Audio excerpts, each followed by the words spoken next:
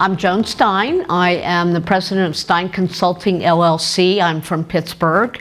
And I am here to talk to you about ADA. But I don't want to talk at you, I want to talk with you. So I encourage you, if you have any questions, any comments, if you want to argue with me, anything like that, be at it. Let's do it. Okay, so if you think the ADA went away, it hasn't. We are, regardless of what side of the aisle you're on politically, we are in a new era of federal government. And I don't know that anybody really knows what's happening, okay? But it's very, very important, having said that, that nothing went away about the ADA. Well, I shouldn't say nothing. There have been some change, some stalling of some regulations that were in the works that had to do with accessibility. How many of you work in higher ed? Okay, how about public housing? Municipal governments? Okay, so truthfully, except for a couple of you, for the most part, absolutely nothing has changed about the Americans with Disabilities Act, its regulations, and so forth, okay? Why? Because it's a federal law. It was signed into law on July 26, 1990. The regulations have been in effect since January of 1992, and only an act of Congress can make that go away. And considering the fact that we are, 15 days into a federal government shutdown, and they can't even agree about what they disagree about, I don't think there's much of a chance. And trust me, if that started, there would be a groundswell. And you ask why?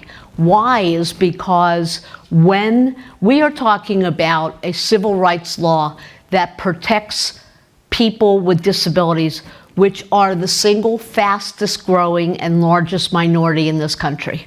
When the ADA was signed into law in 1990, there were 43 million Americans with disabilities. As of the most recent census back in 2020, more than 64 million people identified themselves as having a disability, meaning that they cannot independently do what are called activities of daily living, dressing, working, grocery shopping, cleaning their house, all kinds of things. So, and that is going to only grow because disability happens at birth, it happens as a result of illness or accident. So we're talking about, right now, 1 in 4 of us have a disability. You may not think you have a disability, you may not think anybody that you know does, but for the most part, it's funny, people always say, well, I saw somebody park in that parking space and they got out of the car and they walked fine. Well, the placard for the reserved accessible spaces aren't just for people in wheelchairs or people who can't walk. There are millions of people with hidden disabilities, heart disease or epilepsy or anything like that, that impacts their ability to move around. So, the bottom line is it can be anybody, you just don't know. Okay, this is an important distinction between what happens at the state level or the local level and federal law. Because states and municipalities, many of them, are any of you from Pennsylvania? Good for you. Pennsylvania has a state law called the Uniform Construction Code. And they do not follow the ADA. They do not use the ADA regulations to enforce accessibility. They use ANSI and IBC. So, and a lot of states and municipalities do that. A lot of them, however, also to replace that, they then adopt and have adopted the ADA standards for accessible design as their code, which is very important because it's consistent. So there can be great inconsistencies between how a state or a municipality enforces and how it's enforced under the ADA.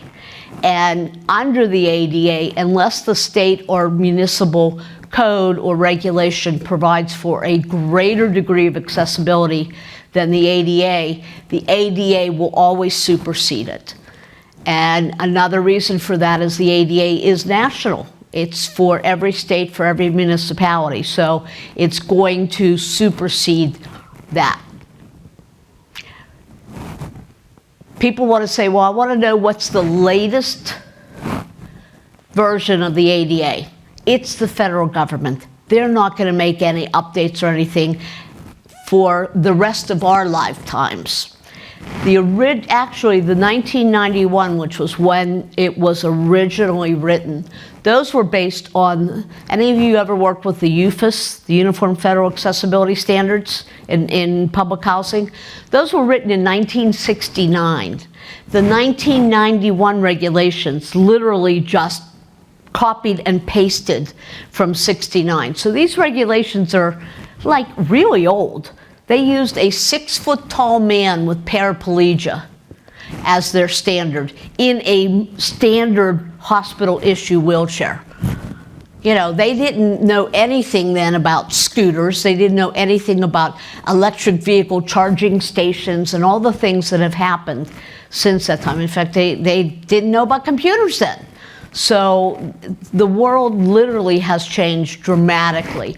They updated it for 2010, and I really do not think that they will be updated again. But building code changes every 3 years, and they do update it. So if there is that situation where the ANSI or the IBC provides for a greater degree of accessibility than the ADA standards, then in those situations, and they can be on a case-by-case basis, in those situations they will supersede the ADA regulations. Now, the biggest difference between building code and ADA is that you can't file a lawsuit for any place not complying with building code. There's no provision for filing a lawsuit. There are plenty of provisions for filing a lawsuit under the ADA. Well, there. I jumped ahead of myself. Code officials, and the other distinction too, is that code officials only become involved, as you probably well know, when you submit plans.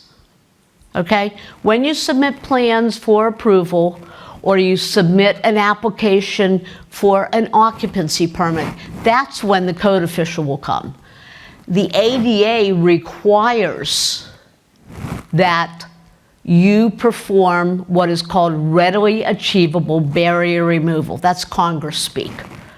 What it basically means is that starting in 1992, last century, and people say to me, when do I have to comply? I say 1992.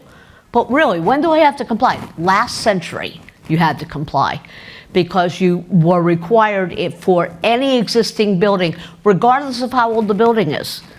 Well, I have a historic building. Well, first of all, is it on the National Registry? And if the answer to that is yes, you still have obligations.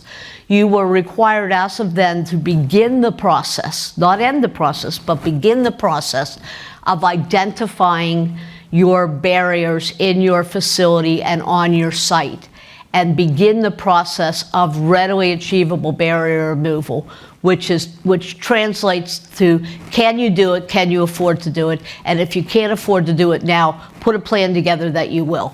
Because the goal was eventually, as you renovate and alter, and then eventually newly construct, your obligations will increase.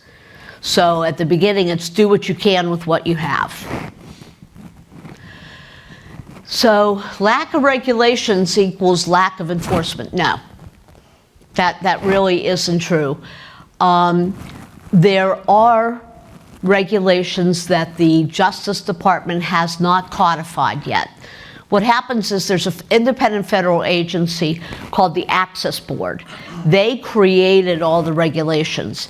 Then it has to go to the Justice Department, and the Justice Department formalizes them and makes them regulations. When the Access Board develops them, they're just called guidelines. but they become enforceable with the Justice Department. There are two specific areas, one I talk about here, that have been kind of floating out there, languishing for almost 20 years.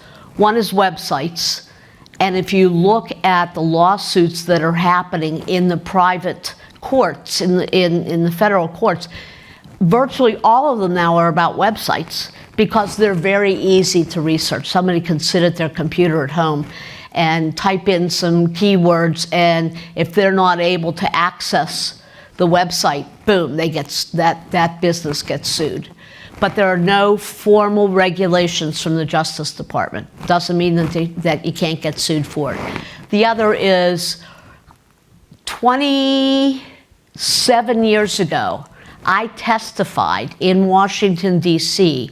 about plans and guidelines that the Access Board had developed about furniture and hospital equipment and all kinds, gurneys and hospital beds and all of that. That was 27 years ago. They still don't have formal regulations for it. Can people still sue? Yeah. Because the basic issue about ADA compliance is somebody will file a complaint. And your job, if your organization has had the complaint filed against you, your obligation is to say why you're not wrong. Why are you compliant? And if you are, prove it. And that doesn't happen very often. So there are three critical components about ADA compliance. You got to design it right. For any of you that are design professionals, you're going to be able to access this entire PowerPoint. So put your phone down, relax, listen. You'll have a much better experience. I strongly encourage you that if you are a design professional, don't just read the code.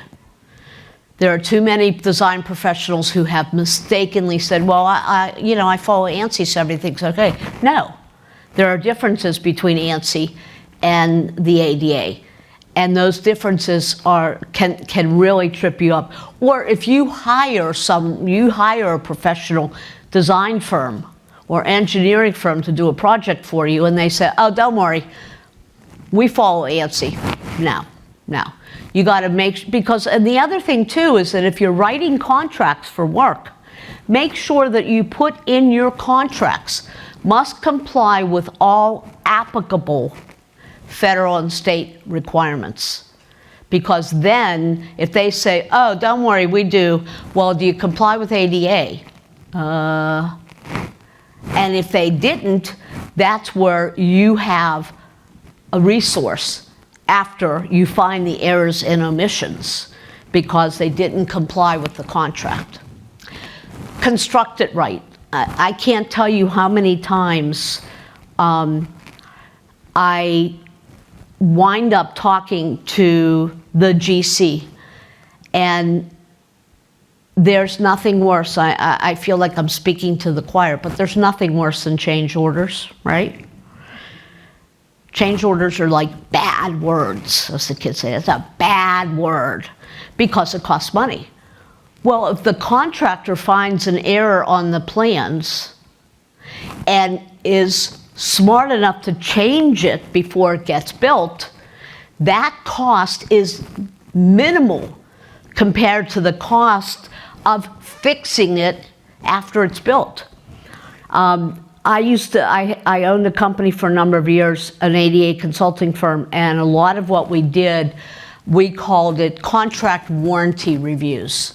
And we would go in, and the two of the largest projects that we did that on were PNC Park, which is our baseball park in Pittsburgh, and what used to be called Console Energy Center, which is now PPG Paints Arena, where our hockey team plays and where a lot of concerts happen. I call it the paint can. But we went in at like 95% completion. And I cannot tell you how many things we found wrong. And a lot of it, quite truly, we found the biggest issue in bathrooms in the distance from the toilet center line to the sidewall. You're smiling because I'm sure I'm speaking your pain. And that primarily, that was due to two reasons. One, either that the specs weren't on the sheets in the plans. They would put the nice little box on the front page of the plans. Do this, da, da, da, da. But they didn't put it on the sheets. They didn't put it on the elevations. So did you know that it had to be at this height and this distance? Or you had, at Console, with 47 accessible toilets, and then another 15 toilet rooms. They had a bunch of plumbers. You could have had the difference between one plumber and another plumber could have been how heavy did they do the wall? How, you know, they spec the wall covering, and then when it got ordered, it was thicker. You know, there could be any list of differences. And I will tell you, the Justice Department, when they send their inspectors out, a half an inch is a half an inch is a half an inch. People say, oh, that's construction tolerance. No. The Justice Department says that their construction tolerances are built into the regulations. You should have a maximum or a minimum or a range. The toilet center line, the toilet grab bars, okay? First and foremost, the most important thing, if you walk away from here with one piece of knowledge, the center line of a grab bar is not where you're to measure it to. Everybody's used to saying, oh, it's the center line. You can't put your hand through the center line of a grab bar. If you read the regulation, it says to the top of the gripping surface, because that's where people grab it. Every day I find grab bars that are 33 inches or 36, because it's the range, 33 to 36. I find 36 smack dab in the middle of the grab bar. That means it's a half an inch to an inch too high. And it's wrong. Or too low, I forget which one. But anyway, the bottom line of it is, it's not to the center line. You don't measure to the center line. And they provide those ranges. When I talk to people when they're speccing, particularly outdoors, when you're speccing the slope of a designated accessible parking space or a curb ramp or a ramp, it's a maximum of 2.1%. Spec it as maximum 1.9%. Then you're allowing for that construction tolerance, especially with asphalt, especially. And because then you also have the freeze and the thaw issues.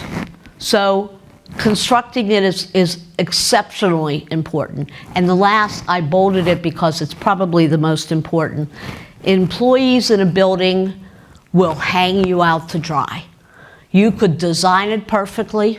You can construct it perfectly. And then they do things. They see an empty space. Oh, there's an empty space. I'm going to put something there. It's an empty space intentionally. That's clear floor space. And you'll see in pictures later on, my favorite one is the maneuvering clearance to get out of a door. You all know that you need 18 inches wide by 60 inches deep. Well, the housekeeping staff are tired of people throwing their paper towels on the floor. So what do? They put the big trash can right next to the door. You're in a wheelchair, you can't get close enough to the door to open it up. That is not going to, that's no less of a barrier than if somebody built something permanent there. So and I'm going to talk about it in a couple slides. Educating people is extremely important because they all live in their silos, you know. Well, this is the only thing that's important because this is my job. So screw the rest of you. I'm doing this. Okay, we'll pretend we're in Las Vegas because this time of year we go to Las Vegas every other year. But this information won't go out of the room. Show of hands, how many of you have done an ADA evaluation of your existing facilities? Okay. And it's still not too late. You can still do it, and there's a fairly good tool that you can find on this website. I will tell you there are a gazillion companies out there who want to sell you their perfect checklist. And if it's any less than like 20 pages long with a minimum of 10 questions on each page, it's not worth the paper it's written on. Because people say, oh, well, that's too much information to collect. Well, excuse me, everything that's on that, every question that's on a legitimately developed form is there for a reason. All of those requirements have a reason. If you thought you were going to dumb it down or make it easier for people to fill out, you're leaving things out that you have no idea why. And those could be the things that you get stung on. Don't hesitate to interrupt me if you have a question, okay? Once you create the accessibility, you have to maintain it. In the same way that you can't let staff put garbage cans there, if you have elevators in your building, you've got to maintain those. If you have a platform lift, if you have anything. And the other really important thing is when you have power-assisted doors. Now, do you all know that the ADA does not require that you have power-assisted doors? Okay? Because you got to, and that happens all the time. Those doors, your exterior doors are too heavy. You're violating the ADA. Oh, sorry, no, I'm not. I could be violating the state, and if they were astute enough, they could hit you on that, but they can't vote. They can't sue you under the state. The ADA has no requirement for power doors, for exterior doors, or even for interior doors. For interior doors, it cannot exceed more than 5 pounds of force to open. But other than that, there is no requirement for exterior door to have a power assist on it. But they have to they need to be checked if you have power. And I will tell you, they're wonderful. Where do you see them? You see them in grocery stores. You see them in retail. Why? Because they want you to come in and they want you to spend all kinds of money, so when they have a very full shopping cart with a screaming child in it, they can get the hell out of there as fast as they can. Yeah. But the reality is, power assist doors are very useful, but maintain them. Make sure that they're still working. Anything that's battery operated. Check your door closers, because the door closer is the critical component of how heavy your door is to open. Okay, so I'm going to show you a couple instances. I don't know if you can, how well you can see this. Oh, there it is. This is a table in one of my restaurant clients. You know, the company's real cute. They put the wheelchair logo on it, and then of course they charge you more for it, which they're really not allowed to do. But that's the top of this table. But you are required to have a minimum of 30 inches clear between the legs of the table. And that's 27 inches between those legs. So it's not a compliant table. They put the logo on it, big whoop. Here's a bar.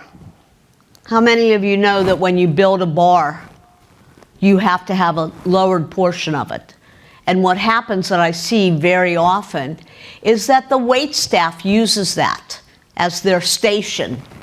And you can't do that. It's the same thing in hotels. Any of you work in the hospitality industry? You know, you see the lowered portion of the counter at the hotel at the registration. No, they put all their, you know, marketing materials there. That's not the purpose of it. I find so many interesting uses for accessible features. Okay, this is one of my favorites. This was actually in a men's room, which I wasn't in that men's room that time. I spend time in men's rooms evaluating, but one of my friends brought me this. You kind of have to be Gumby to reach that toilet paper dispenser, or plan ahead. You know, you see it there, and then before you get on the toilet, you do that. This one down here, there's no clear floor space. How are you supposed to either get to the urinal or do a front approach to that toilet? These are particular issues that I see a lot, and that is, again, they want to put the trash receptacle right with the paper towel dispenser. Well, somebody needs clear floor space to be able to get to the paper towel dispenser, pull the paper towel, and not have to fight with the trash can. And then this picture in the middle there with the pull-out desk, that is no longer permitted as a reasonable accommodation. You have to have a lowered portion of the counter. And here you are, you got, oh, let's put that trash can there. It's an empty space. You can't get to the sink. Same here. This space here was intentional because that's the space you need to be able to wheel in and perform a side transfer. Here's supply closet underneath the sink. And then, of course, in retail, how many of you work in retail? Any of you? You know how retail is. They think if you don't see it, you won't buy it. So let's crowd up everything. And I mean, I walking had trouble getting through this department. And again, this was one of my favorites. I was like, wait a minute, what's going on there, And somebody thought that it was a great idea to bring a baby changing table from home and put it right next to the toilet. So you see that there are situations where, in this picture on the bottom left, that's their storage room for extra furniture. Let's just, and I know, space translates to dollars, but the cost for an ADA inspection and what happens after you have to resolve it. Because when you get hit with an ADA complaint, either from the Justice Department or from a private individual, you do what they tell you to do, when they tell you to do it, and you spend the amount of money that they tell you to spend. You have no control over it. And until the time comes when you get that letter or that complaint, you still have control over that process. So don't lose it. There's some more examples. That right there is the maneuvering. That's the perfect example of what I was talking about, of the maneuvering clearance. Okay. So where are you most vulnerable? How many of you do not have parking lots? Okay, so you all have parking lots. That is your single most vulnerable area. There's we call them drive-by lawsuits. They've been going on for about 12 years now. And literally what happens is law firms get either interns or whomever to pull into parking lots. And they'll hit the bigger institutions and the bigger retail. They hit banks, they hit grocery stores, they hit shopping centers, and they'll pull in. And they'll take a couple pictures. They may lay down a slope tool if nobody sees them to see that the slope is too steep. Or they take out a tape measure, or they take their phone and take a picture where there should be a sign and there isn't a sign. And then the owner gets a letter. It's a demand letter. We will settle with you. We'll settle with you if you do blah, blah, blah, blah, blah. And the number one under if you do is pay our fee. Because under ADA, the person with the disability doesn't get any money. The lawyer gets money, and then you have to pay to fix the items that are identified. So the plaintiff, the person who is damaged, doesn't get any money. But first, pay our fee, and then second, fix it. And then hire us to come back after you've fixed it so we can inspect to make sure that you did it. Okay? The second where you're vulnerable is that same scenario on the internet. Somebody finds your website, and the courts have confirmed you don't have to have a bricks and mortar site to then be sued for internet. It's irregardless. So if you're a higher education institution or you're a municipal government and you are allowing people to sign up online for courses or for activities or for programs, if your website is not compliant, and I'm here to tell you, I have to acknowledge and admit to you, I am not an expert on the websites. I am the perfect example of a little bit of knowledge is dangerous.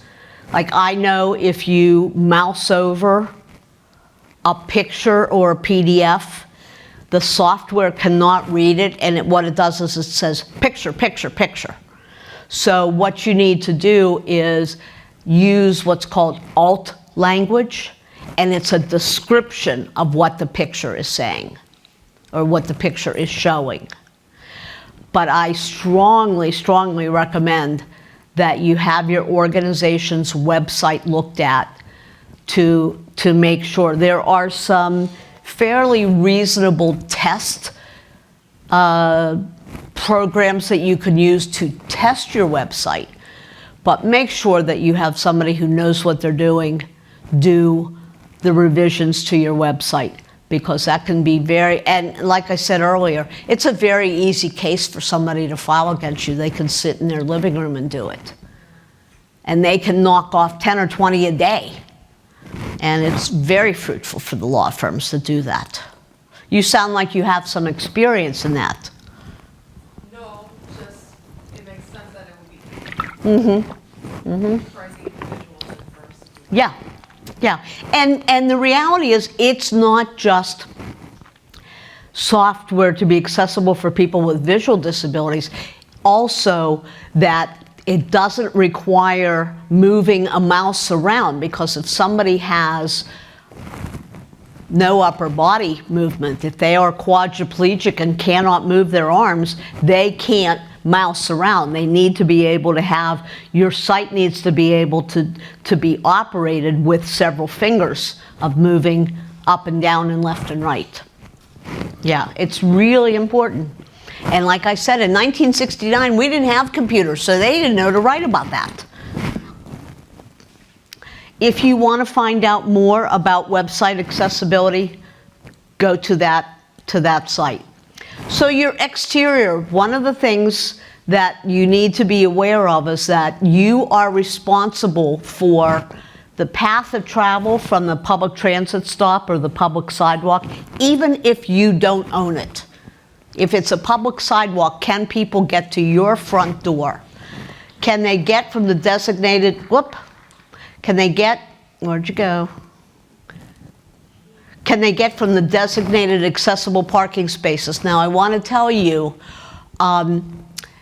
if you have a building that has multiple entrances and parking all around it, you're obligated to provide accessible parking spaces based on a formula that you can find in the regs.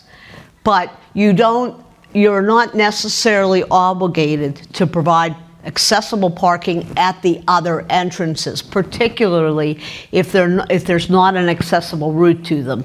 It's primarily at your main entrance. So you don't have to go and measure the parking space. Somebody said, well, look at those spaces over there aren't accessible. I said, so what? We don't tell them that they are.